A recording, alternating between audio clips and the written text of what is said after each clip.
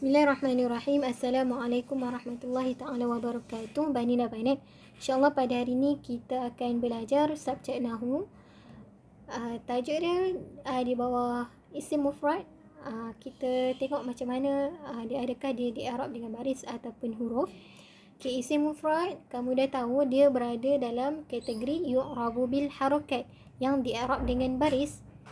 Okay, mufrad pun Ustazah dah terang, isim mufrad Ustazah dah terang. Apakah mufrad? Mufrad adalah sesuatu yang menunjukkan bilangannya satu. Semualah yang menunjukkan bilangannya satu. Isim tu kata nama lah. Okey, contoh dekat sini Ustazah bagi contoh Zaid. Okey, Zaid, perkataan Zaid itu adalah mufrad. Okey, jadi Zaid ni kan Ustazah kata kalau mu'rabat dia boleh berubah-ubah baris kan. Sama ada dhammah sebab dia di i'rab dengan baris, sama ada dhammah ataupun fathah ataupun kasrah. Okey, dia mengikut kedudukan lah. Contoh kat sini. Contoh dekat sini, okey, perkataan Zaid ni kalau dia duduk dalam keadaan marfu', kita i'rab dia dengan dhammah. Zaid itu akan jadi dhammah. Contoh dalam ayat jaa Zaidun. Nah, jaa Zaid. Kan? Telah datang Zaid. Telah datang. Siapa yang telah datang tu adalah Zaid. Jadi orang yang orang buat tu kita panggil fa'il. Fa'il dia hukum dia marfu'. Okey, marfu', Zaid tu baris dia dhammah. Yang kedua, mansub. Okey, bila Zaid berada kedudukan mansub, dia akan jadi fathah. Okey, Zaidan. Dia akan jadi Zaidan. Contoh ayat ra'aitu Zaidan. Saya telah melihat Zaid. Kan? Jadi Zaid tu adalah objek. Jadi dia kena mansub. Mansub dengan apa? Fathah ke dhammah ke kasrah? Dia kena mansub dengan fathah. Ra'aitu Zaidan. Dia tak boleh jadi ra'aitu Zaidin, ra'aitu Zaidun. Tak boleh nah, sebabnya dia adalah maf'ul bih, kena mansub. Dia kedudukan mansub, dia kena fathah. Okey, yang ketiga kedudukannya adalah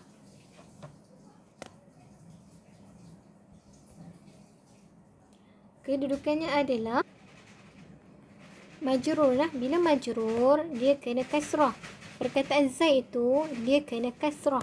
Contoh ayat marartu bi Zaidin. Dalam ayat tu Zaid tu dia akan jadi majrur sebabnya sebelum tu dia ada harf jar, huruf jar. Huruf jar contoh dia bi ni, perkataan al-ba kan.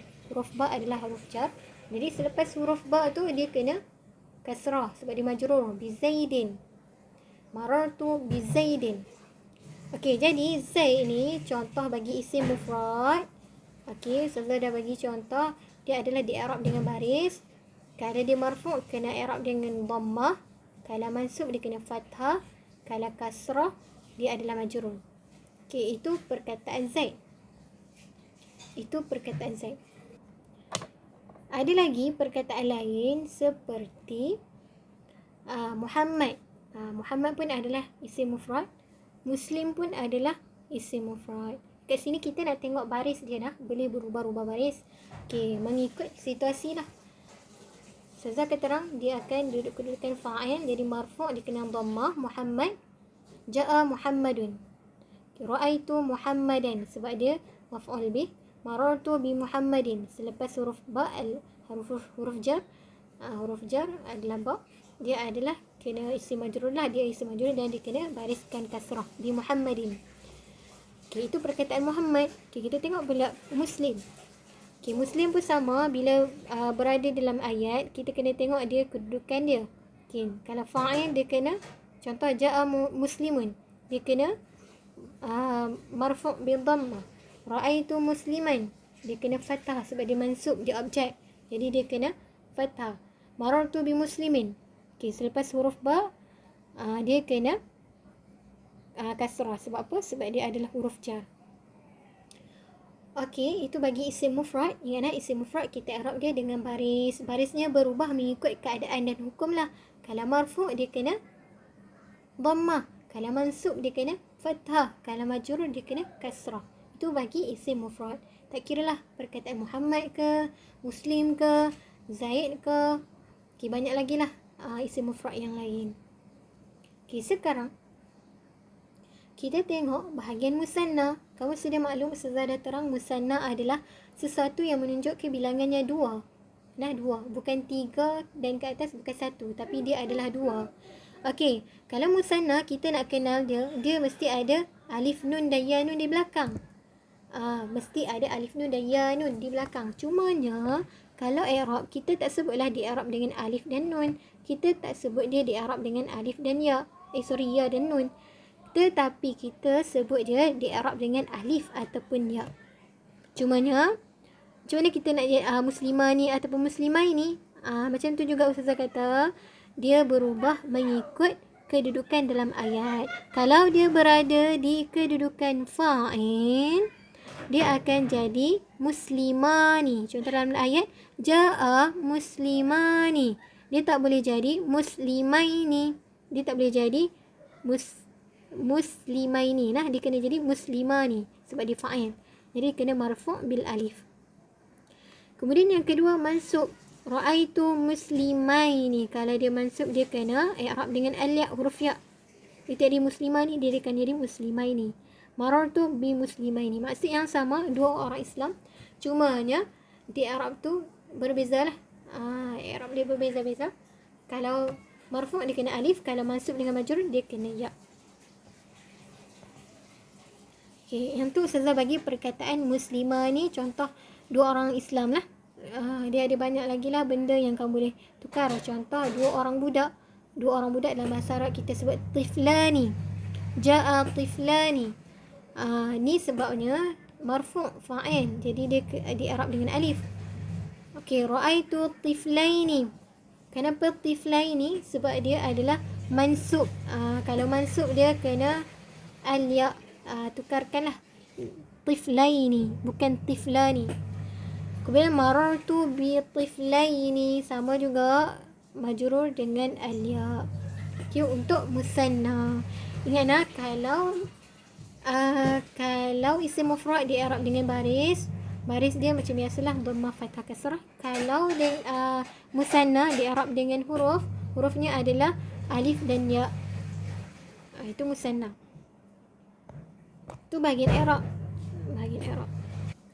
Okey, sebelum tu kita boleh tengok dulu dalam ayat ni sama juga. Cuma Ustazah nak tahu kamu boleh tangkap ke tak. Contoh yang pertama, ja'a Muhammad. Dekat sini mana isim mufrad? Ja'a ke Muhammad? Okey, mestilah Muhammad. Okey, Muhammad adalah isim mufrad. Di i'rab dengan baris ke huruf? Mestilah baris. Baris apa? Baris dhammah. Okey, itu yang pertama. Tengok ayat yang kedua. Ja'a muslimun. Yang mana isim mufrad? Muslimun, seorang muslim. Jadi dia isim dan dia adalah mufrad. Okey, dia di i'rab dengan apa? Baris ke huruf? Mestilah dengan baris. Okey, baris apa? Dhammah. Kemudian contoh yang ketiga, ja'a muslimani. Okey, ja'a muslimani. Okey, dalam ayat ni yang mana musanna? Mestilah muslimani. Dia di i'rab dengan huruf ke baris? Mestilah di i'rab dengan huruf. Huruf apa? Dia adalah di i'rab dengan huruf alif. Okey, contoh yang keempat, ra'aitu muslimaini. Kenapa bukan muslimani? Sebab dia adalah mansub. Dia duduk dalam keadaan mansub. Dia tak boleh jadi muslimani. Dia kena muslimaini. Maksud yang sama, dua orang juga. Dua orang muslim, tapi dia punya i'rab dia mesti berubah. Dia punya baris kena berubah lah. Muslimah ini dia di i'rab dengan huruf ya. Itulah perbezaan dia. So rasa sampai sini dulu. Okey, apa-apa kalau tak faham boleh tanya. Boleh message Ustazah direct. Okey, itu saja untuk hari ini. Terima kasih semua. Assalamualaikum warahmatullahi wabarakatuh.